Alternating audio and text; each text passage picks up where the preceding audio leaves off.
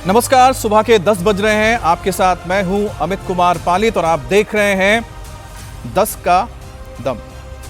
तो दमदार 10 में आप सभी का बहुत बहुत स्वागत है। लोकसभा राज्यसभा में नंबर गेम बदलने वाला है। डीएमके कांग्रेस के रास्ते पूरी तरह से अलग हो चुके हैं और टीएमसी में भी बड़ी बगावत होने वाली है। राज्यसभा चुनाव के बाद भी गणित बदलने वाला है। राज्यसभा में एनडीए को 12 सीटों का फायदा होने जा रहा है। आपको एक एक करके हम तमाम खबरें बताएंगे, लेकिन सबसे पहले बात राज्यसभा चुनाव की। राज्यसभा चुनाव के लिए बीजेपी और कांग्रेस ने अपने अपने उम्मीदवारों के नामों का ऐलान कर दिया है और बीजेपी ने 11 उम्मीदवारों के नाम का ऐलान किया है, तो वहीं कांग्रेस ने 7 उम्मीदवारों के नाम का ऐलान किया है। 18 जून को चुनाव है, लेकिन 18 जून के बाद राज्यसभा की तस्वीरें काफी बदली हुई नजर आएगी। राज्यसभा में एनडीए की ताकत में इजाफा होने जा रहा है। 24 सीटों पर जो चुनाव हो रहे हैं उसमें एनडीए के पास सिर्फ 5 सीट है, लेकिन चुनाव में एनडीए की 17 सीटों पर जीत तय मानी जा रही है और ऐसे में एनडीए को 12 सीट का फायदा होता दिख रहा है और जबकि विपक्ष को 12 सीट का नुकसान होता हुआ नजर आ रहा है। राज्यसभा चुनाव के लिए बीजेपी ने जिन 11 उम्मीदवारों के नामों का ऐलान कर दिया है उसमें मध्य प्रदेश से पार्टी के राष्ट्रीय महामंत्री तरुण चुग को बड़ा मौका मिला है। उनके साथ रजनीश अग्रवाल को भी उम्मीदवार बनाया गया है। तो वहीं पर राजस्थान से बीजेपी ने राजस्थान से डॉक्टर अलका गुज्जर और डॉक्टर सतीश पुनिया को मैदान में उतारा है। गुजरात से राजू भाई शुक्ला, मुकेश भाई राठवा, मान सिंह परमार और जितेंद्र मेघजी भाई कंजारिया को भी मौका मिला है। अरुणाचल प्रदेश से ताई तगाग और मणिपुर से ए शारदा देवी को उम्मीदवार बनाया गया है। ओडिशा से देवाशीष सामंत राय को उम्मीदवार बनाया गया है। तो ये तमाम वो नाम हैं जो बीजेपी की ओर से दिया गया है। और अगर बात की जाए कि बीजेपी को इसमें 12 सीटों का फायदा होने जा रहा है राज्यसभा में, और अगर हम ओवरऑल की बात करते हैं तो एनडीए की जो ताकत तो जाहिर सी बात है कि बढ़ेगी। एनडीए में इस वक्त 148 कुल मिलाकर राज्यसभा में सांसद हैं, जिसमें बीजेपी के सिर्फ 113 मौजूद हैं। तो अगर ये इजाफा होगा तो उसमें 2/3 बहुमत की हम जो बात करते हैं, अगर कोई भी आपको बिल पास कराना है, कोई बड़ा कानून लेकर आना है तो 2/3 बहुमत होना जरूरी होता है। उससे महज इस वक्त बीजेपी 15 सीट ही दूर है।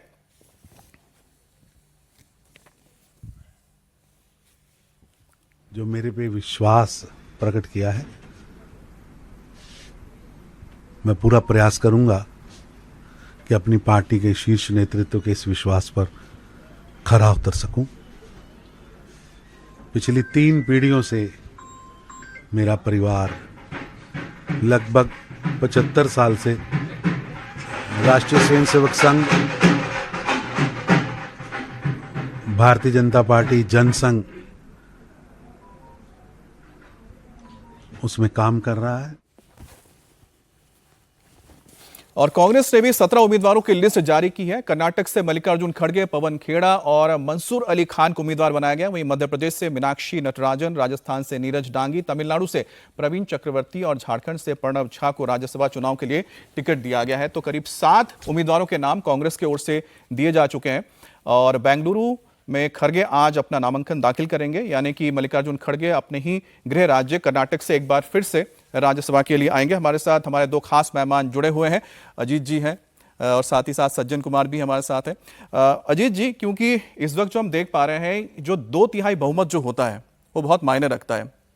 तो अगर हम जैसा बता रहे हैं कि बीजेपी को फायदा होने जा रहा है, तो उसमें बीजेपी क्या जो अपने जो उम्मीदवारों को उतार रही है उस लिहाज से अपना नंबर तो बढ़ाएगी, लेकिन जो 15 सीट हम कह रहे हैं कि सिर्फ दूर है 2/3 बहुमत से, वो आपको दिख रहा है? नहीं, वो धीरे धीरे कांग्रेस बीजेपी उस तरफ बढ़ रही है। अभी तो एक समय ऐसा था जब भारतीय जनता पार्टी का स्ट्रगल था कि 100 पहुंचे। 100 पहुंचने में भी बड़ी दिक्कत आ रही थी। 100 पहुंच गए और एकदम से 100 जब पहुंचे उसके बाद 7 सीटों का इजाफा तो अपने आप हो गया। घर बैठे बैठे जब आम आदमी पार्टी के साथ राज्यसभा सांसद बीजेपी के साथ आ गए तो 106 से 113 हो गई भारतीय जनता पार्टी के 7 सांसद उसकी तरफ अपने आप आ गए। अभी जो चुनाव होने वाले हैं इससे अभी इस बार बहुत ज्यादा तस्वीर नहीं बदलेगी।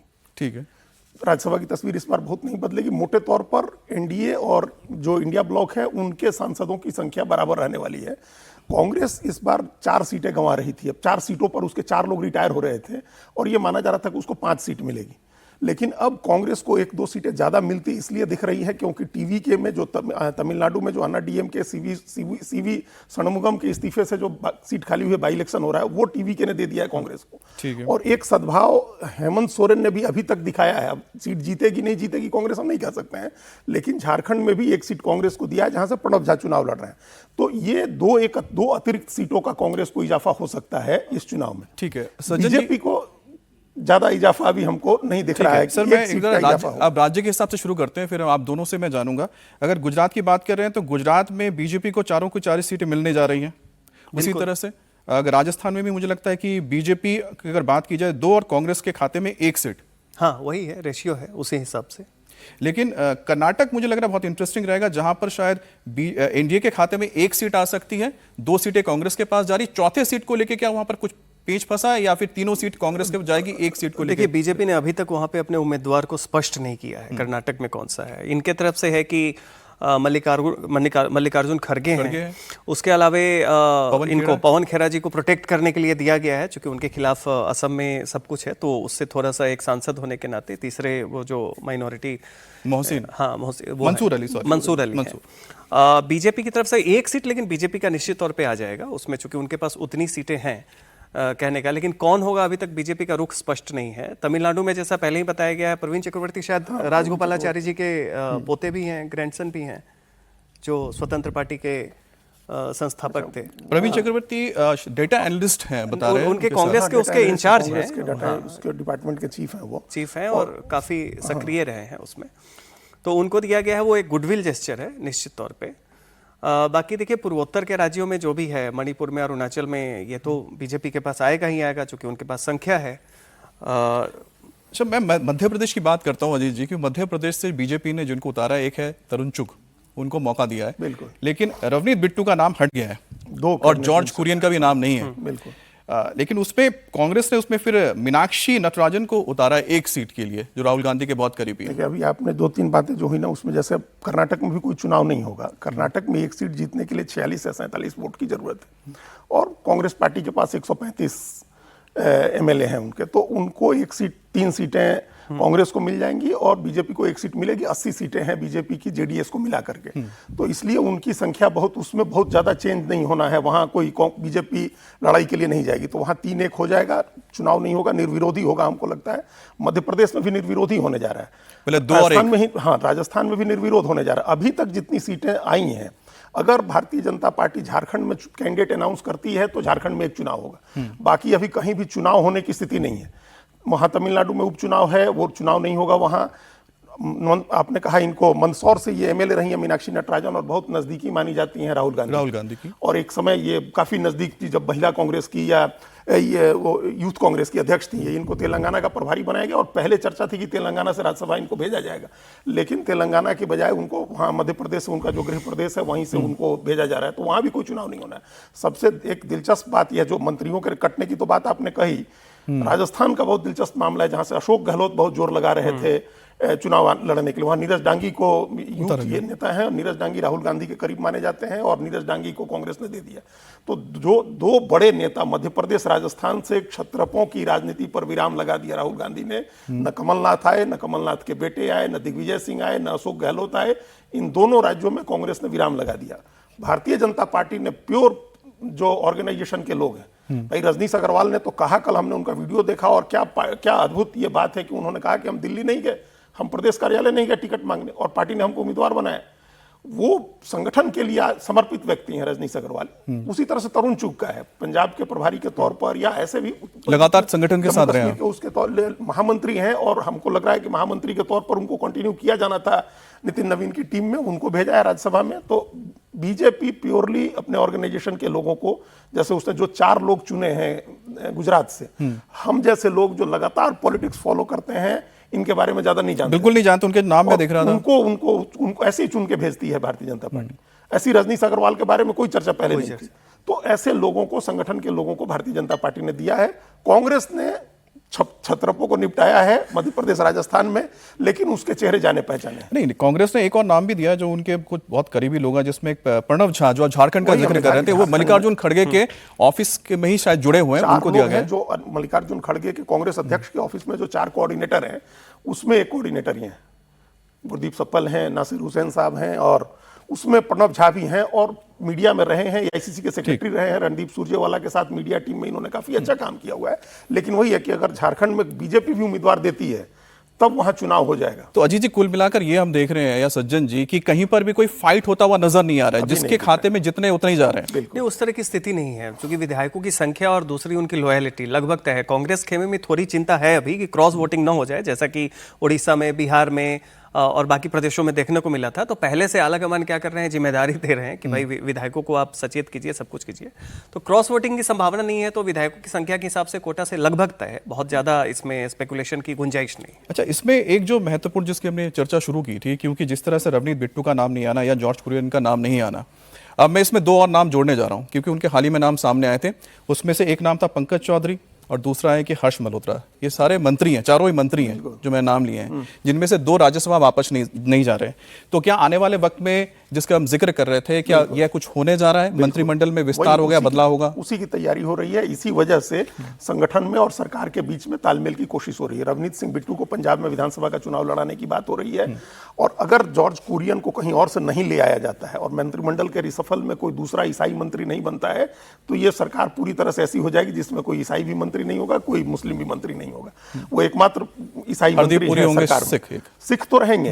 हरदीप पुरी का भी नवंबर में कार्यकाल खत्म हो रहा है राज्यसभा का, उत्तर प्रदेश से उनकी भी वापसी होगी या नहीं, इस पर भी संशय बना हुआ है। लेकिन अब ये जो, जैसे हर्ष मल्होत्रा दिल्ली के प्रदेश अध्यक्ष बने, इन 2 लोगों को राज्यसभा की टिकट नहीं मिली। पंकज चौधरी जो उत्तर प्रदेश के प्रदेश अध्यक्ष बने, तो इसके बाद ऐसा लग रहा है कि ये सब तैयारी हो रही है, पोजीशनिंग की जा रही है कैबिनेट रिसफल के लिए। चलिए, लेकिन इस बीच एक और तैयारी हो रही है, क्योंकि वो आपको तैयारी जो हो रही है वो आपको जब आने वाला संसद का सत्र है उसमें आपको लोकसभा के पटल में देखने को मिलेगा, राज्यसभा के पटल में देखने को मिलेगा। और वो है इंडिया गठबंधन का एक ऐसा, आप कह सकते हैं कि दल, जो इंडिया गठबंधन में साथ नजर नहीं आएगा। क्योंकि राज्यसभा में विपक्ष की ताकत तो कमजोर हो ही रही है, लेकिन इंडिया अलायंस भी कमजोर होता जा रहा है, क्योंकि इंडिया अलायंस से स्टालिन की पार्टी यानी कि डीएमके बाहर होने वाली है। 8 जून को दिल्ली में इंडिया गठबंधन की बैठक है, जिसमें स्टालिन पार्टी इसमें शामिल नहीं हो रही, यानी कि डीएमके शामिल नहीं होंगे। और अगर ऐसा हुआ तो राहुल गांधी के लिए बहुत बड़ा झटका है, क्योंकि लोकसभा में डीएमके इंडिया गठबंधन की 4थी बड़ी पार्टी है, उसके 22 सांसद है, तो वहीं पर राज्यसभा में स्टालिन के 8 सांसद हैं। ऐसे में राहुल गांधी संसद में मोदी सरकार को घेरना मुश्किल हो जाएगा। खबर तो यह भी है कि डिलिमिटेशन बिल को नए सिरे से लाने का स्कोप भी बन सकता है। They have 5 MLAs or 1 in our alliance. We had given them a Rajya Sabha seat. After that, these MLAs even did not come and thank our leader. They said that we are going with TVK. When they don't want us, why should we go and participate in it? What is the purpose? The Congress itself had stated that we are partying with the DMK and we will fight the local body elections with the TVK and the next parliament elections also with the TVK. Which means how can we continue in the India bloc? That is why we said we are not going. तो अजीत जी, सबसे महत्वपूर्ण चीज एक है कि एक चिट्ठी भेजी गई है स्पीकर को, और स्पीकर से कहा गया है लोकसभा में कि हमें जो पहले सीट अलॉट किया गया था बैठने के लिए, यानी कि जो राहुल गांधी के साथ बैठते थे, कांग्रेस के साथ बैठते थे, अब उसे अलग कर दिया जाए। डीएमके ने साफ कर दिया है। हाँ, तो डीएमके अलग बैठेगी। अभी क्या है, हालांकि ये डिलिमिटेशन का सपोर्ट करेगी डीएमके, अभी हमको ये इस पर हमको यकीन नहीं है, क्योंकि डिलिमिटेशन तो उनके लिए अपना जीवन मरण का सवाल बनाया हुआ था स्टालिन ने। लेकिन ऐसे मुद्दों पर आधारित समर्थन सरकार को देने के लिए वो तैयार है। दूसरे मुद्दों पर सरकार को समर्थन देंगे, अपोजिशन के साथ नहीं रहेंगे। अगर वो वॉकआउट भी कर गया, एब्सटेन कर गया, तब भी अपोजिशन की ताकत बहुत कमजोर हो गई। तो एक तो बड़ा घटक दल वो बाहर हो गया आपका। टीएमसी में आप देख ही रहे हैं जिस तरह की स्थितियां हैं, हम लोग आगे हो सकता है उसकी चर्चा भी करें, जो हो रही है उस पर टीएमसी में। उसके भी एमपी चुनाव के दौरान एक साजिश थ्योरी के तौर पर यह बात सामने आई थी कि टीएमसी के 20-22 एमपी बीजेपी के संपर्क में है चुनाव के बीच में। तो ये लगा था कि लोग माहौल बनाने के लिए इसका इस्तेमाल किया जा रहा है, लेकिन अब ये बातें होने लगी हैं।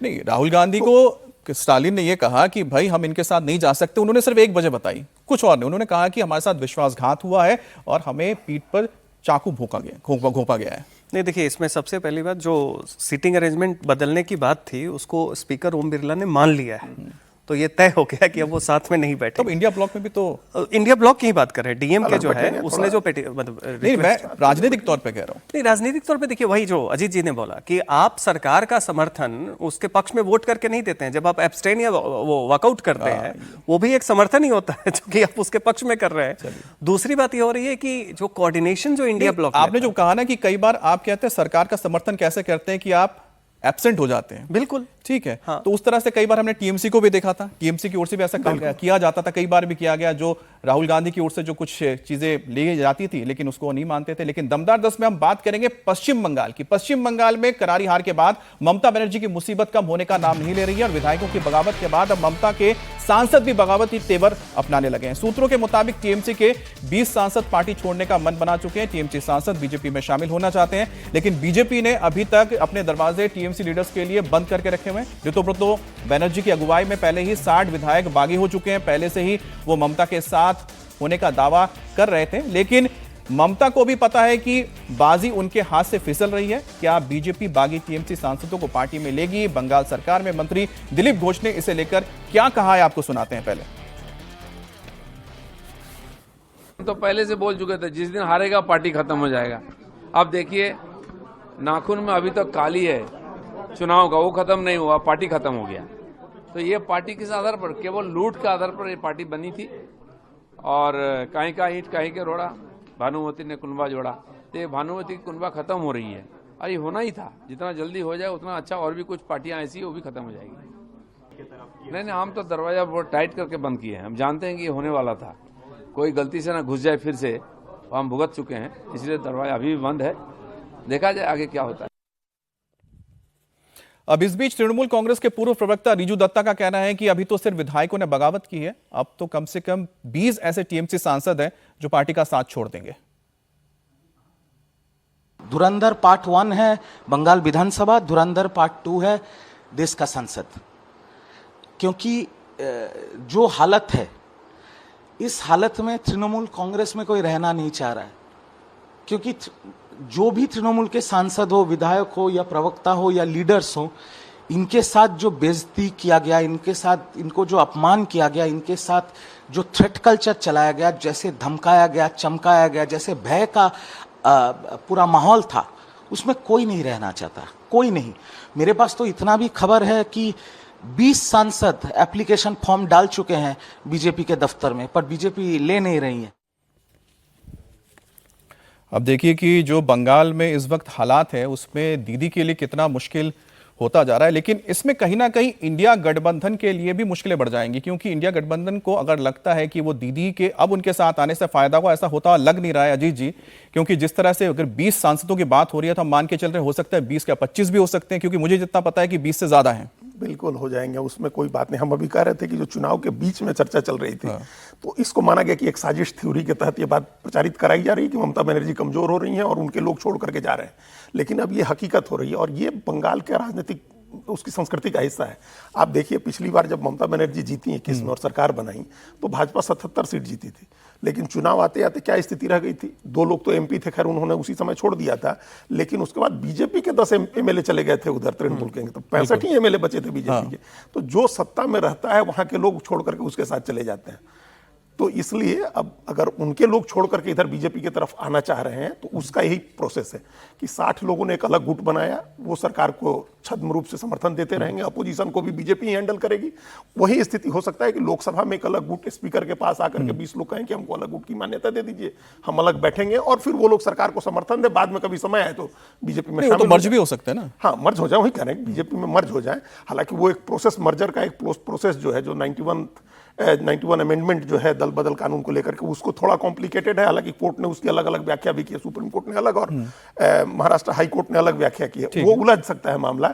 लेकिन अलग बैठें और सरकार को समर्थन दें, ये स्थिति अब साफ साफ दिख रही है कि तृणमूल के लोकसभा सांसद, राज्यसभा सांसद बीजेपी को समर्थन देंगे, उसके विधायक भी बीजेपी को समर्थन देंगे, और डीएमके ने अपने को अलग कर लिया है। 8 जून को जो बैठक होनी है इंडिया ब्लॉक की, उसमें भी वो नहीं शामिल होंगे। उन्होंने कह दिया कि हम नहीं शामिल होंगे, हालांकि ममता बनर्जी आएंगी, शामिल होंगी। नहीं, वो तो आ रही है, लेकिन पश्चिम बंगाल में जो लगातार हम देख पा रहे हैं कि हार के बाद से दीदी के लिए एक के बाद एक झटके लगे जा रहे हैं। अब ममता बनर्जी बहरमपुर सीट से लोकसभा चुनाव लड़ना चाहती हैं। इसके लिए ममता चाहते हैं कि यूसुफ पठान बहरमपुर सीट को खाली कर दें और इस्तीफा दे दें, लेकिन सूत्रों के मुताबिक यूसुफ पठान ने सीट खाली करने से इनकार कर दिया है। अब यह ममता बनर्जी के लिए बहुत ही बड़ा झटका है। पूर्व क्रिकेटर यूसुफ पठान को ममता ने 2024 के लोकसभा चुनाव में बहरमपुर से अधीर रंजन चौधरी के खिलाफ खड़ा किया था और उन्हें जीत भी मिली थी। ऐसे में अब उनका इनकार करना यह बताता है कि टीएमसी में अब कुछ भी ठीक नहीं चल रहा है। सज्जन जी, क्योंकि 2024 में मैं बहरमपुर में था और उस दौरान यूसुफ पठान से भी हमारी बातचीत हुई थी, तब उन्होंने अपनी जुबान से कहा था हमको कि ये मैं नहीं लड़ रहा हूं, ये दीदी लड़ रही है चुनाव, जीत भी दीदी की होगी।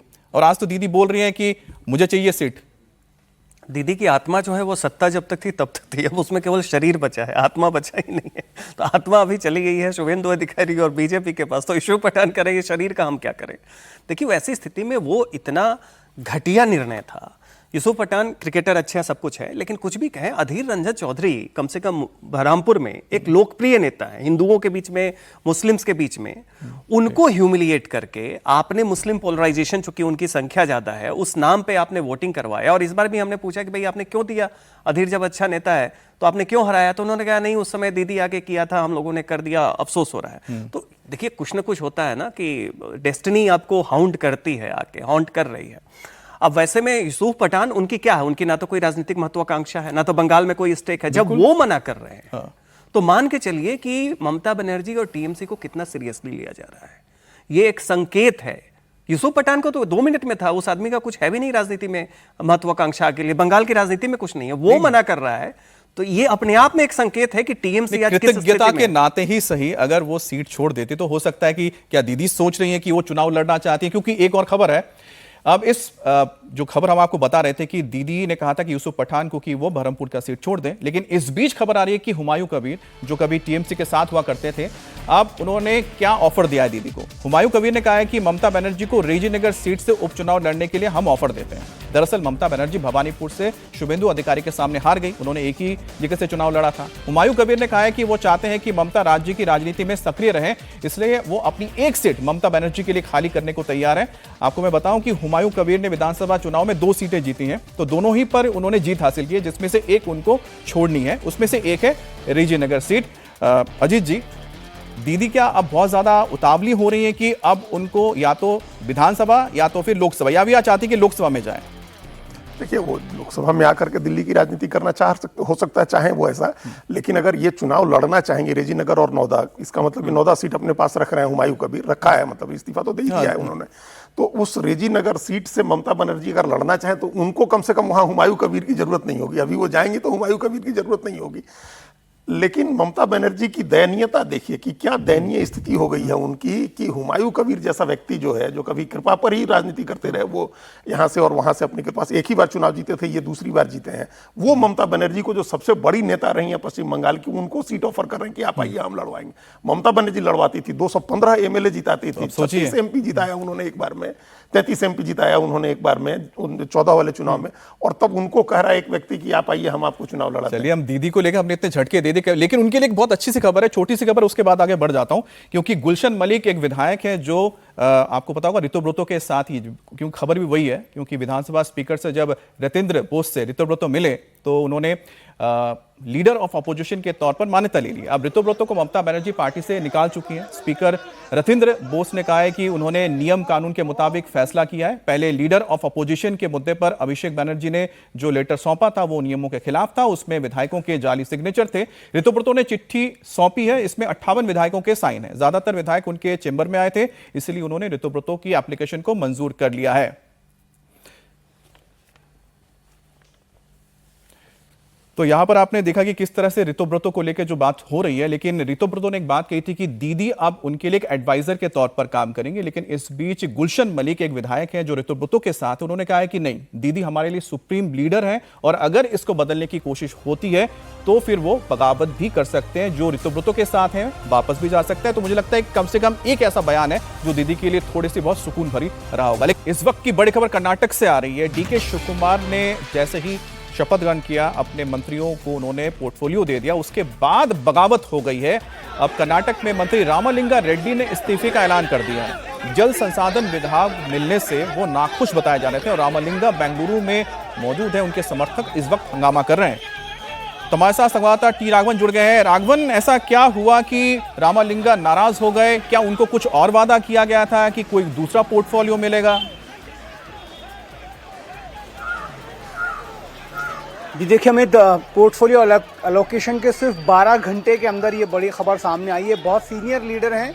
पिछली बार जितनी भी बार कांग्रेस की यहाँ सरकार बनी है, गृह मंत्री के साथ साथ विभिन्न पोर्टफोलियो इनको मिले हैं। देखिए इनका ये कहना है कि ये बहुत ज़्यादा हर्ट हुए हैं क्योंकि इनके आत्म स्वाभिमान को धक्का लगा है। इनका कहना है कि 23 में जब सिद्धरामैया के नेतृत्व में कांग्रेस की सरकार बनी थी तब भी इन्होंने मंत्री पद नहीं मांगा था, खुद उन्हें कांग्रेस पार्टी ने अप्रोच किया था और ये वादा उनसे किया था कि उन्हें बेंगलुरु डेवलपमेंट विभाग दिया जाएगा। बड़ा पोर्टफोलियो है, बेंगलुरु शहर के विकास से जुड़ा हुआ ये पोर्टफोलियो है। लेकिन बाद में जब उन्हें ट्रांसपोर्ट डिपार्टमेंट दे दिया गया तब उनसे ये कहा गया कि वो जो है आगे कभी भी जब मौका मिलेगा तो उनको बेंगलुरु डेवलपमेंट दिया जाएगा। उस वक्त उनका ये कहना है कि अभी जो चीफ मिनिस्टर बने हैं DK शिवकुमार, उनके भाई DK सुरेश के साथ घर पर आए थे, 4 बजे तक उनके घर पर बैठे थे, उन्हें मनाया गया और बोला कि जब भी मैं मुख्यमंत्री बनूंगा मैं आपको जरूर बेंगलुरु डेवलपमेंट डिपार्टमेंट दे दूंगा। लेकिन अब जब वो मुख्यमंत्री बन गए तब उन्हें जल संसाधन विभाग दे दिया गया। उनका ये कहना है कि जल संसाधन विभाग को समझने में ही उन्हें कम से कम साल भर का वक्त लग जाएगा, ऐसे में उस विभाग उनको नहीं चाहिए। हालांकि उन्होंने बहुत साफ तरीके से कहा है कि वो कांग्रेस पार्टी नहीं छोड़ेंगे,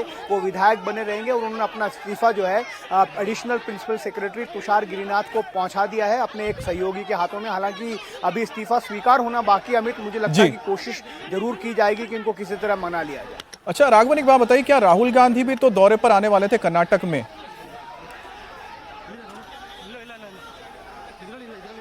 जी बिल्कुल, आज राहुल गांधी यहाँ पर पहुँच रहे हैं क्योंकि जो AICC प्रेसिडेंट है मल्लिकार्जुन खड़गे, वो आज करीब 1:30 बजे जो है राज्यसभा के लिए नामांकन दाखिल करेंगे अपना। उनके साथ में मंसूर अली खान और पवन खेड़ा, ये 3 ऐसे कैंडिडेट्स हैं जो राज्यसभा के लिए कर्नाटक के कोटे से चुने गए हैं। तो इन तीनों का नामांकन आज यहाँ पर होना है, उसके लिए राहुल गांधी आ रहे हैं। साथ ही में जो प्रदेश मुख्यालय नया बनाने की बात हो रही है, उसके भूमि पूजन का कार्यक्रम भी है, उसमें वो सम्मिलित होंगे, ऐसी सूचना हमारे पास है। तो राहुल गांधी के आने से ठीक पहले ये जो एक बड़ा फैसला लिया है रामलिंगा रेड्डी ने, इससे कांग्रेस परेशान तो जरूर होगी। बिल्कुल बिल्कुल। सज्जन जी, एक बात बताइए कि जिस तरह से राहुल गांधी का जो पहुंचना है, ठीक उससे पहले अगर रामलिंगा इस्तीफा दे रहे हैं तो कोई टाइमिंग को लेकर आपको लग रहा है कि टाइमिंग को देख के किया गया है, अपनी नाराजगी जाहिर की गई है? ऐसा नहीं हो सकता कि व्यक्तिगत बिना सिद्धारमैया या किसी से भी सलाह लिए उन्होंने कर दिया हो। निश्चित तौर पे एक गुटबाजी होती है, उसमें बड़े नेता का कहीं ना कहीं एक थोड़ा बहुत असर प्रभाव तो निश्चित तौर पे रहता है। और ये देखिए मुख्यमंत्री का विशेषाधिकार होता है। आप किसको क्या ये कहना कि हमको 1 साल समझने में लग जाएगा, आपको PhD थोड़े ना करनी है, आप मंत्री हैं, आपको कोऑर्डिनेट करना है, एक्सपर्ट्स आपके पास बैठे हैं। ये सरेआम गुटबाजी चल रही है वहाँ पे। DK शिवकुमार वहाँ पे मुख्यमंत्री है, लेकिन अभी भी लग रहा है कि पर्दे के पीछे से उसमें प्रियांक खड़गे को बढ़िया उसमें मंत्रालय मिला है, गृह मंत्रालय दिया गया, गृह मंत्रालय। उसके अलावा पहले से IT वगैरह था वो उनके पास ही रहा है। तो मल्लिकार्जुन खड़गे हैं, उनको कहीं ना कहीं से प्लेकेट किया गया है। सिद्धारमैया के बेटे को दिया गया है अर्बन डेवलपमेंट वगैरह, लेकिन कहीं ना कहीं दिख रहा है कि जो अहिंदा पे जो उनकी दावेदारी थी, ठीक है, तो उसमें प्रियांक खड़गे आ गए हैं, वो दलित एक चेहरे हैं, उसके अलावा माइनॉरिटी ये आ रहे हैं। जी, परमेश्वर भी तो दलित चेहरा ही है। हाँ, लेकिन वो सिद्धारमैया गुट से थे, तो उसकी जगह प्रियांक खड़गे दलित आ गए ना, ज्यादा महत्वपूर्ण उनको गृह मंत्रालय से हटा के इनको दिया गया। जाहिर सी बात है कि वो अपनी पकड़ मजबूत कर रहे हैं। उनको 2 साल सरकार चलानी है और उनको ये उम्मीद है कि वो अगर ठीक से अपनी सरकार चलाएंगे तो फिर वापसी होगी तो वही मुख्यमंत्री बनेंगे। लेकिन इस बीच बीजेपी की जो कोशिश थी कि तमिलनाडु में अपने आप को मजबूत किया जाए, क्या उसको झटका लगने जा रहा है? अन्नामलाई आज बीजेपी से इस्तीफा दे सकते हैं। नई पार्टी बनाने की तैयारी में अन्नामलाई तमिलनाडु चुनाव में साइडलाइन किए जाने से नाराज थे। 2 जून को अमित शाह से उनकी मुलाकात हुई थी, जिसके बाद माना जा रहा था कि शायद उनको समझाया गया है और उसके बाद उन्होंने 2 दिन का वक्त भी लिया था, यानी कि बुधवार और गुरुवार को। और अब बताया जा रहा है कि आज वो इस्तीफा दे सकते हैं। अजीत जी, देखिए ये बात तो चर्चा कह सकते हैं कि बहुत पहले से ही चल रही थी जब उन्हें अध्यक्ष के पद से हटाया गया था। लेकिन अब ऐसा क्या हुआ कि पार्टी इनको या रोकना नहीं चाहती है या वो रुके नहीं? नहीं, पार्टी रोकना तो चाहती है। देखिए, वो एक ऑल्टरनेटिव पॉलिटिकल थ्योरी लेकर के आए थे, एक स्ट्रेटजी उनके पास थी। वो चाहते थे कि जो उन्होंने कहीं ना कहीं इस बात को भांप लिया था कि जो द्रविडियन पॉलिटिक्स है, ये DMK और अन्ना DMK की जो पॉलिटिक्स है, इससे लोग उबे हुए हैं और नई चीज खोज रहे हैं। उस समय बीजेपी को लगा कि अलायंस करते हैं अन्ना डीएमके से, ये ज्यादा फायदेमंद होगा, तभी अन्ना डीएमके से आए हुए नयनार नागेंद्रन को अध्यक्ष बनाया गया, इनको हटाया गया। अलायंस काम नहीं किया, वर्क नहीं किया। अब ये कह रहे होंगे, निश्चित रूप से अन्नामलाई कह रहे होंगे कि अगर हमारी बात मानी होती तो आज हो सकता था टीवी के की तरह नहीं, लेकिन फिर भी हम लोग एक बड़ी ताकत होते वहां, ये बात वो कह रहे होते। तो अभी भी इस बात में थोड़ा कॉम्प्लिकेटेड है अमित जी मामला। ऐसा नहीं लग रहा है कि एकदम से बीजेपी और अन्नामलाई में झगड़ा हो जाएगा और दोनों एकदम मतलब अलग अलग हो जाएंगे, रास्ते हो जाएंगे। क्योंकि सनातन की पॉलिटिक्स करनी है उनको, अन्नामलाई को, और वो पॉलिटिक्स बीजेपी को भी करनी है, तो सूट करेगा ना, पॉलिटिक्स तो सूट करेगी बीजेपी को। लेकिन पहले जैसे चर्चा थी कि इनको राज्यसभा में ले आया जाएगा, राष्ट्रीय टीम में महामंत्री बनाए जाएंगे, ये सब चीजें नहीं हुई है, क्योंकि वो तो खुद ही इच्छुक नहीं है। उनको बताया जा रहा है कि राज्यसभा चाहती हो कि वो प्रदेश में ही राजनीति करे, और ये भी हो सकता है कि अगर वो कोई अलग एक गुट एक अलग संस्था बना करके या पार्टी बना के राजनीति करते हैं, वो भी बीजेपी को सप्लीमेंट करने वाली ही राजनीति होगी। आपने तो एक अच्छी बात बताई है सज्जन जी, क्योंकि आप तो लगातार पॉलिटिकल एनालिसिस करते रहते हैं ना, तो इसमें क्या अगर बीजेपी अन्नामलाई को अपना एक संगठन खड़ा करने देते हैं, क्या बाद में ऐसा सकता है चुनाव से पहले कुछ मर्जर हो जाए या कुछ ऐसा करते हैं? बिल्कुल, जिस तरीके से ये पार्ट कर रहे हैं, बीजेपी से अलग हो रहे हैं, वो बहुत ही सौहार्दपूर्ण तरीके से हो रहे हैं, सम्मानजनक तरीके से आके गृह मंत्री से मिल रहे हैं, कोई बीजेपी के खिलाफ बयान नहीं दे रहे हैं, अपनी कोई क्षुधा नहीं बता रहे हैं, तो वो दिखाता है कि भविष्य के लिए गुंजाइश है साथ में आने का। लेकिन अन्नामलाई का देखिए, वो एक चेहरे हैं जो तमिलनाडु के घर घर में लोग इस चेहरे को जानता है, पहचानता है, ठीक है। और इन्होंने अपनी एक एंटी द्रविडियन पॉलिटिक्स करके इनके नेतृत्व में 11% वोट लाया तमिलनाडु में, जहां बीजेपी की जमीन नहीं है।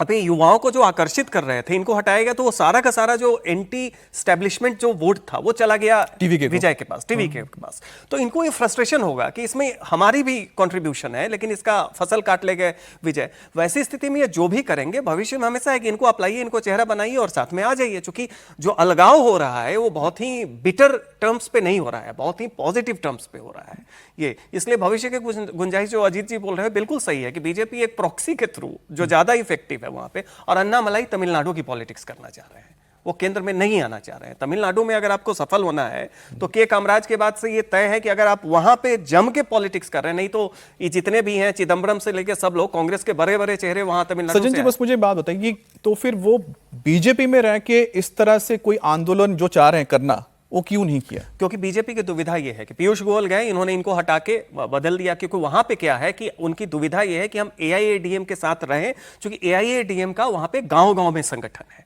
वो थोड़े से मतलब उतने ज्यादा एंटी हिंदू नहीं है, थोड़े सॉफ्ट है। तो बीजेपी इसको तय नहीं कर पा रही है, क्योंकि एआईएडीएमके की शर्त यह है कि आप हमारे साथ अलायंस तभी करेंगे जब अन्नामलाई साइडलाइन रहेंगे। अन्नामलाई का है कि हमारी जो पॉलिटिक्स होनी चाहिए वो केवल इलेक्टोरल नहीं, वो आइडियोलॉजिकल भी होनी चाहिए, वैचारिक भी होने चाहिए। और वैचारिक क्या है, पेरियार से लेके जितने भी सनातन के विरोधी लोग थे उनको आप दरकिनार करेंगे और एक सनातनी पॉलिटिक्स करेंगे। वो एआईडीएम के साथ वो केमिस्ट्री नहीं जमेगी। लेकिन अजीत जी, क्योंकि इस वक्त चुनाव में एआईडीएमके के तो वो हालात नहीं है कि उसको आप ताकत मान सकें, तो बीजेपी के लिए तो मौका था या अन्नामलाई के मौका था कि उनको वो दे देते जो चाहते हैं, एक बार फिर से पार्टी को जमीन से खड़ा करते। तो अभी तो उसके लिए समय है, हो सकता है, लेकिन वो तो अलग हो रहे हैं। अभी तो चुनाव में समय है ना, हो सकता है कि अलग होकर के, जैसे टीवी के ने विजय ने अपने संगठन को, जो उनके फैन क्लब्स थे, उसको एक वेलफेयर क्लब्स में तब्दील करके फिर पार्टी बनाई ना उन्होंने। तो हो सकता है कि अब जैसे अगर मान लीजिए कि अन्नामलाई को सनातन की पॉलिटिक्स करनी है, सब नेशनलिज्म की पॉलिटिक्स करनी है, उनको टारगेट करना है, डीएमके और अन्ना डीएमके दोनों को, सबकी पॉलिटिक्स को टारगेट करके अगर वो अपनी एक जगह बना लेते हैं इंडिपेंडेंट पॉलिटिक्स करके, फिर भी वो बीजेपी के साथ आ सकते हैं। अल्टीमेटली तो बीजेपी की ही पॉलिटिक्स है ना। नहीं, जाहिर सी बात है, एक ऐसा चेहरा है जिसको आप कह सकते हैं पोस्टर बॉय बन गए थे अन्नामलाई। आईपीएस अधिकारी थे, आईपीएस छोड़ा, उसके बाद राजनीति में और बीजेपी के साथ जुड़े, और जिस तरह से 2024 के चुनाव में उन्होंने अपना जलवा दिखाया था, उसके बाद सभी को लग रहा था कि वही बीजेपी का आने वाले वक्त का तमिलनाडु का चेहरा है। बहरहाल आगे बढ़ते हैं, बात करते हैं उत्तर प्रदेश की, क्योंकि उत्तर प्रदेश के गाजीपुर से खबर है, जहां पर विनीत राय हत्याकांड के आरोपी कमलेश चौधरी के एनकाउंटर के बाद जमकर बवाल हुआ है। पोस्टमार्टम के बाद कमलेश का शव जब परिजनों को दिया गया तो उनका गुस्सा फूट पड़ा। बड़ी संख्या में जमा गांव के लोगों ने शव को रखकर चक्काजाम कर दिया। पुलिस ने लोगों को शांत कराने की कोशिश की तो वो पुलिस के साथ भिड़ गए। अब पहले धक्का मुक्की हुई, फिर भीड़ ने अचानक ही पुलिस पर पथराव शुरू कर दिया। चारों तरफ से पत्थर फेंके जाने लगे। हालात ऐसे हो गए कि पुलिसकर्मियों को खुद को बचाने के लिए इधर उधर भागना पड़ा। कुछ जवानों ने पास के ही बैंक में छिपकर अपनी जान बचाई। पत्थरबाजी में सीईओ, एसएचओ समेत कई पुलिसकर्मी चोटिल भी हो गए। अब अखिलेश यादव ने इस पर ट्वीट करके कहा है कि यूपी सरकार ने जनता का विश्वास खो दिया है। विपक्ष इसे एनकाउंटर को जातीय एंगल ढूंढ रही है। जिसका मर्डर हुआ है वो भूमियार थे, जिसका एनकाउंटर हुआ है वो बिंद केवड़ जाति से था। अब पत्थरबाजी और धक्का मुक्की के दौरान सड़क पर अफरा तफरी का माहौल देखने को मिला था। बाद में पुलिस ने लाठीचार्ज करके भीड़ को खदेड़ दिया। अब उपद्रव के बाद हालात सामान्य हैं, लेकिन एहतियातन पूरे इलाके में भारी पुलिस बल को तैनात किया गया है। पुलिस का कहना है कि जिन लोगों ने भी उपद्रव किया है उनका इलाज अच्छे से किया जाएगा। अजीत जी, ये तो योगी आदित्यनाथ लगातार मंच से बोल चुके हैं। अब जो पुलिस के जो डीजीपी बने हैं उन्होंने साफ कहा था कि जो अपराधी जिस भाषा में बात समझते हैं या बात करते हैं उसी में समझाया जाएगा। देखिए, ये इनकाउंटर हमेशा बहुत ट्रबलसम होता है, उसमें समस्या आती है इनकाउंटर में, और वो नहीं होना चाहिए, अवॉइड करना चाहिए। लेकिन ये एक सैद्धांतिक बात है। व्यवहारिक रूप से तो जब पुलिस जाती है उस समय उसको करना ही पड़ता है, कई चीज़ें ऐसी होती हैं। अब इसमें जो जाति का एंगल देखा जा रहा है ना, ये असली चीज़ है, राजनीति की चीज़। देखिए, दोनों बीजेपी के कोर सपोर्टर हैं। एक बिंद केवट हैं, मतलब निषाद समाज के, तो संजय निषाद पार्टी के साथ ही हैं, और अति पिछड़ी जाति से आते हैं तो अति पिछड़ी जातियों का एक रुझान हमेशा बीजेपी के साथ रहा है। और भूमिहार तो घोषित तौर पर बीजेपी के साथ हैं ही, बिहार में हो, उत्तर प्रदेश में हो, झारखंड में, जहां भी हैं वहाँ। तो ये दोनों बीजेपी के कोर वोटर हैं, जो जिनकी हत्या हुई है और जिनका इनकाउंटर हुआ है। तो अब अखिलेश यादव चूंकि एक पीडीए बनाना चाह रहे हैं, पिछड़ा दलित और पिछड़ा में उनका कहना है कि जो गैर यादव पिछड़ा है, तो उनको इसमें एक मौका मिल रहा है। वो अपनी इस बात पर वो राजनीति कर रहे हैं। इसको वस्तुनिष्ठ तरीके से, ऑब्जेक्टिव तरीके से पुलिस को और एडमिनिस्ट्रेशन को हैंडल करना चाहिए। कोई जातीय तनाव इससे न बढ़े, इस बात की कोशिश करनी चाहिए। और देखिए, वो जो एनकाउंटर की शुरुआत हुई थी वो विकास दुबे के एनकाउंटर से शुरुआत हुई थी। ठीक है, तो वो ब्राह्मण थे। तो इस तरीके से पीडीए का नैरेटिव जो है वो चुनावी तौर पे कर रहे हैं, लेकिन ऐसा कोई एंगल अगर आप देखें तो है नहीं। लेकिन law and order Yogi Adityanath का आप कह सकते हैं कि एक ऐसा मुद्दा रहा है जिस पर बोलते हैं ना, जाति छोड़ दीजिए, यहां तक कि रिलीजन छोड़ दीजिए, उसको पाट के लोगों ने वोट किया है योगी आदित्यनाथ को। लॉ एंड ऑर्डर, तो आपको लगता है कि क्या अखिलेश यादव ये जो नैरेटिव गढ़ने की कोशिश कर रहे हैं यहां पर, उसको वो कामयाब हो पाएंगे, या फिर लॉ एंड ऑर्डर के नाम पर योगी आदित्यनाथ के नाम पर फिर से वोट पड़ेगा अक्रॉस द कास्ट? बिल्कुल कामयाब नहीं हो पाएंगे, क्योंकि अभी भी सबसे बड़ा बैगेज जो समाजवादी पार्टी का है, वो जो स्मृति अभी बची हुई है, जो बिहार में लालू यादव की बची हुई है, वो है कि गुंडों का राज था। अब जो भी सच हो, धारणा हो, लोगों के व्यवहारिक अनुभव हो, और उसमें सबसे ज्यादा पीड़ित कौन थे? गरीब वर्ग और गरीब वर्ग की महिलाएं। तो राशन और शासन, ये जो दो प्लैंक जो है, इन दोनों पे योगी आज भी अखिलेश की तुलना में काफी आगे हैं। तो परसेप्शन में जब आप पीछे हैं तो आप कितने भी पीडीए का नैरेटिव क्या है? व्यवहारिकता में जो रोजमर्रे का उनका अनुभव है, समाजवादी पार्टी 12 से 17 के समय का, वो है क्या है? गुंडागर्दी चलती थी, महिलाओं के साथ छेड़खानी होती थी, कोई वेलफेयर स्कीम उनके पास ढंग से नहीं पहुंचता था। दलितों के जो अंबेडकर गांव थे उसके नाम बदल के आपने क्या कर दिए? लोहिया गांव ही बदल दिए, तो उसमें बेनिफिशियरी हो गया। तो इस तरीके से पीडीए के नैरेटिव का एक मटेरियल या एक्चुअल फाउंडेशन भी होना चाहिए, जो नहीं है।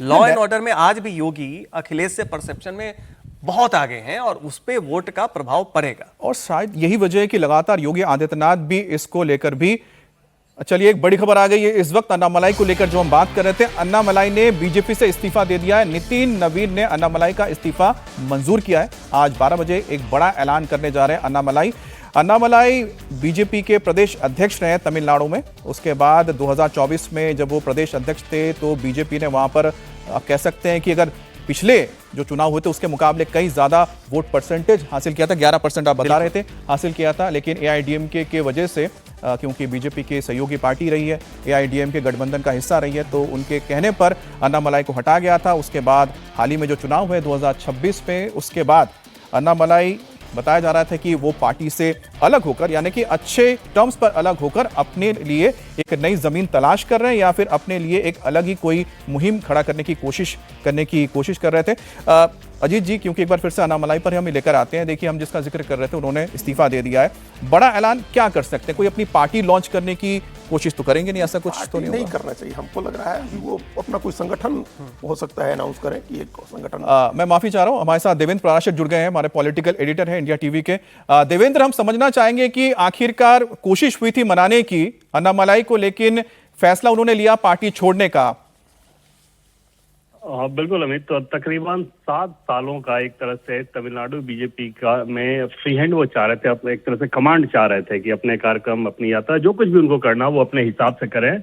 और अगर बीजेपी ऐसा करने में बीजेपी के लिए सुविधाजनक नहीं लग रहा है या संभव नहीं हो, तो फिर वो अपना रास्ता अलग करना चाह रहे थे। यही प्रपोजल लेकर वो दिल्ली आए थे।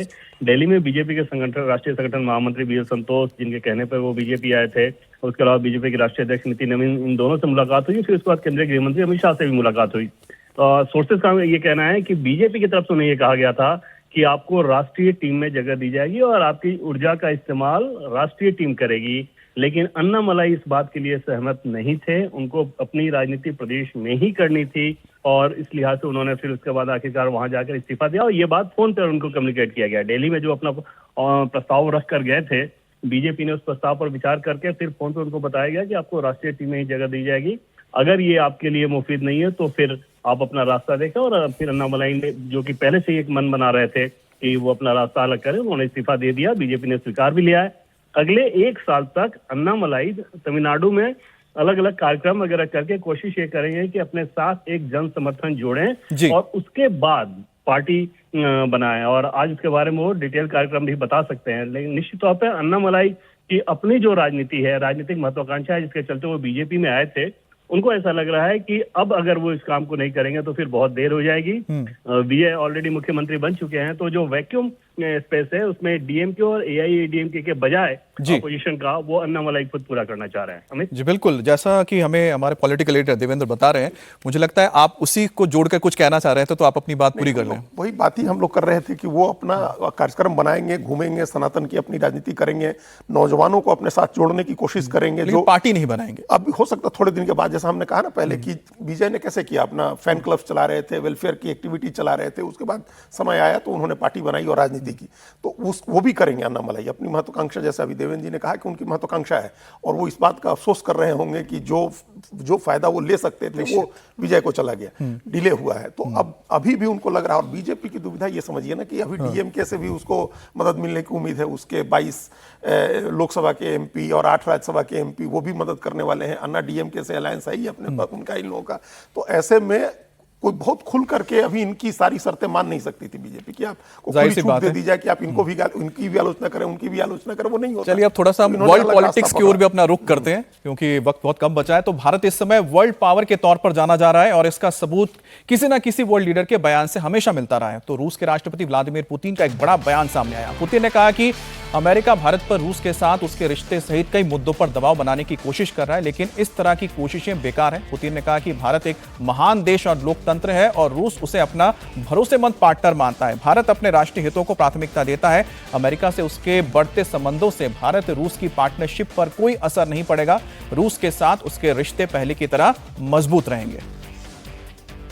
Question was seemed a bit strange to me. You said that the cooperation between India and the US creates difficulties in the relations between Russia and India. I don't think that this is the case. Distinguished, why would you think that? We're ready, that we're glad that India is developing its relations with all the countries. It's a great country, 1.5 billion people, a large economy, the largest democracy.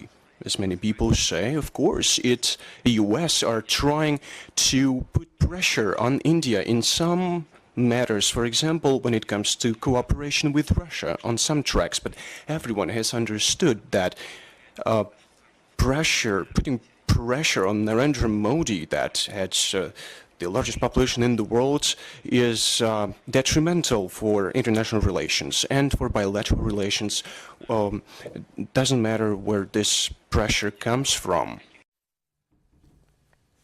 तो Vladimir Putin को आपने सुना, जो प्रधानमंत्री मोदी को लेकर बता रहे थे कि किस तरह से उन पर कोई दबाव काम नहीं करता है। उसको लेकर मैं एक और आपको एक छोटा सा वाक्य बताता हूं, जो खुद पुतिन ने बताया। कहा कि उन्होंने कि हम 5th जनरेशन के फाइटर जेट बनाना चाहते थे और उसके लिए हमने भारत को भी न्योता दिया था। Su-57 का वो जिक्र कर रहे थे लगभग, लेकिन भारत ने कहा है कि नहीं, यानी कि प्रधानमंत्री मोदी को उससे कहा गया नहीं, हम अपना काम करना चाह रहे हैं और उसको माना भी गया था, क्योंकि रशिया ने भी देखा कि प्रधानमंत्री मोदी को, सज्जन जी, कभी किसी चीज के लिए आप दबाव नहीं डाल सकते हैं अगर उन्होंने सोचा है, चाहे वो अमेरिका हो या कोई भी देश हो।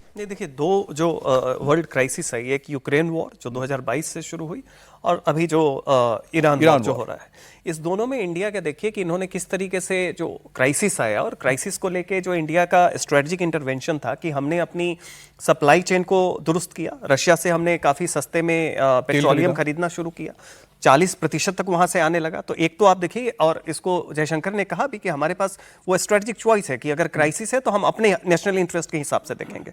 दूसरा, अभी जो ईरान वॉर हो रहा है इस समय भी, और उसके पहले जो ट्रंप का टैरिफ वॉर हुआ था, उसमें भी इंडिया ने क्या किया कि सीधा हमने अपनी स्ट्रेटजी बदली कि हमने अपने बायलैटरल ट्रेड और उसके अलावे ब्लॉक के साथ, यूरोपियन यूनियन के साथ अलग अलग काफी पहले से प्रीएम्प्ट करते हुए हमने तैयारी शुरू कर दी। तो ये जो स्ट्रेटेजिक ऑटोनॉमी, हालांकि देखिए इंडिया की पावर ही स्ट्रेटेजिक ऑटोनॉमी की नेहरू के समय से रही है कि हम अपना चुनेंगे, लेकिन अभी वो बिल्कुल आपको जिस स्पीड और स्केल के साथ दिख रहा है वो दिखाता है कि प्रधानमंत्री मोदी जो है, आप किसी इल्यूजन में नहीं रह रहे हैं, आप क्राइसिस को देख रहे हैं जो भारत नहीं पैदा कर रहा है, और उसके हिसाब से अपने नेशनल इंटरेस्ट के हिसाब से आप अपने इंटरेस्ट के हिसाब से, चाहे वो इकोनॉमिक रिलेशन हो या जियो, अभी S-400 जो हमारा एयर डिफेंस सिस्टम है उसका दूसरा हमारे पास बेड़ा आया है। बिल्कुल, ये नहीं, मुझे लगता है सज्जन जी आपकी बात बिल्कुल सही बताई, क्योंकि जैसे ही वेनेजुएला के राष्ट्रपति आए तो भारत ने सीधा उनके साथ कोई सिग्नेचर नहीं किया है। भारत तलाश ये रहा है कि हमें क्या फायदा मिलेगा, उसके बाद ही हम आपके साथ डील करेंगे तेल को लेकर। अब बात मिडिल ईस्ट की भी कर लेते हैं, क्योंकि तेल को लेकर ही सारा यहाँ पर इतना बड़ा बवाल हुआ है और हर कोई इससे त्रस्त है। ईरान अमेरिका के बीच अब तक समझौता नहीं हो पाया है और इस बीच अमेरिकी राष्ट्रपति ट्रंप का बयान सामने आया है। ट्रंप ने कहा है कि पहले ईरान का एनरिच यूरेनियम लेने के लिए हमें सेना भेजने वाले थे, लेकिन जोखिम इतना ज्यादा था कि उन्होंने अपना फैसला वापस ले लिया है। ट्रंप ने कहा है कि ईरान के साथ जंग की आप मदुरे को पकड़ने जैसे तुलना नहीं कर सकते, दोनों में बहुत फर्क है। ट्रंप ने कहा है कि वो ईरान के सुप्रीम लीडर मुश्तबा खमेनी से मिलने के लिए तैयार है। इस बीच ईरान के विदेश मंत्री ने कहा है कि अमेरिका को हमारी ताकत माननी होगी। अजीत जी, यहां पर वो कहते हैं कि मुश्तबा खमेनी से अगर हम मुलाकात करेंगे तो मैं मानूंगा कि वो अच्छे व्यक्ति हैं। हो सकता है कि उनको मैं बुरा लगूं, जैसे कई लोग मुझे समझते हैं, लेकिन मैं भी उनको बुरा समझता हूं, लेकिन उतने बुरे आदमी नहीं है वो। नहीं, ये तो दोनों लोग, अभी ट्रंप ने कही है बात, उसके पहले पीट हेगसेथ ने कही है बात, उन्होंने कि भाई वो हमको पता है कि वो ठीक है और वो अपने कमांड दे रहे हैं, वो तो मिलना भी कर रहे हैं, बोलते हैं, मिल भी सकते हैं भाई। जब जा करके आप नॉर्थ कोरिया के तनाशाह से मिल लिए तो मुस्तफा खमेनी से मिलने में ऐसी कौन सी आफत है? तो ट्रंप मिल लेंगे जा करके किसी से, उनके जो उनकी बात नहीं मानेगा उसके पास जाकर के मिल जाएंगे, उसके चरण में भी गिर सकते हैं। जो बात मानेगा, सबसर्विएंट होगा, उसके ऊपर ही दबाव डालेंगे। ट्रंप की ये पूरी डिप्लोमेसी है अभी तक। वो जाकर के सी जिनपिंग से मिले, वो नॉर्थ कोरिया के तनाशाह से मिले, वो मुस्तफा खमेनी से मिलने की तैयारी कर रहे हैं। बस उनको पुतिन से मिले, जो बात करेगा, जो उनकी बात मानेगा, उसी पर उनका दबाव चलता है, उसी पर जोर चलता है। जो डट के खड़ा हो जाएगा उसके साथ वो पीछे हट जाता है। आप अभी जो पूरा मामला, अभी आप देखिए, अभी अमेरिकन कांग्रेस ने, हाउस ऑफ रिप्रेजेंटेटिव्स ने एक प्रस्ताव पास कर दिया, कहा कि युद्ध का जो है बिना कांग्रेस से पूछे आप अब युद्ध में नहीं जाएंगे। अब ये सीनेट में जाएगा। जिस तरह से ट्रंप के 4 लोगों ने विरोध किया, सीनेट में भी विरोध हो जाएगा। हालांकि ट्रंप उसको वीटो कर सकते हैं, लेकिन कुल मिलाकर के स्थिति ये है कि वॉर से ट्रंप परेशान है, निकलने का रास्ता खोज रहे हैं। कुछ भी बता करके, किसी भी चीज को अपनी जीत बता करके वहां से निकल जाए, एक समझौता हो जाए। अब एनरिच्ड यूरेनियम भी लेने की बात छोड़ दी। उनको लग गया कि सेना, हम लोग आज 2 महीने से ज्यादा समय से यही बात कर रहे हैं कि आप बूट्स ऑन द ग्राउंड नहीं भेज सकते। सर, उनके साथ क्योंकि वक्त कम, मैं चलते चलते बस इतना मैं बताना चाहता हूं, जब पूछा गया डोनाल्ड ट्रंप से, सज्जन जी, कि सीज फायर का मतलब जरा हमको समझा दीजिए। उन्होंने कहा कि ईरान के हिसाब से या फिर मिडिल ईस्ट के हिसाब से, मेरे हिसाब से तो सीज फायर ये होता है कि जिसमें हम थोड़ी सी बात भी करते हैं और जरूरत पड़ने पर थोड़ा सा हमला भी करते हैं, क्योंकि दुनिया में तो किसी को पता नहीं कि सीज फायर में भी हमला हो सकता है। इसका मतलब है कि युद्ध विराम होता है। बहुत बहुत धन्यवाद आप दोनों का।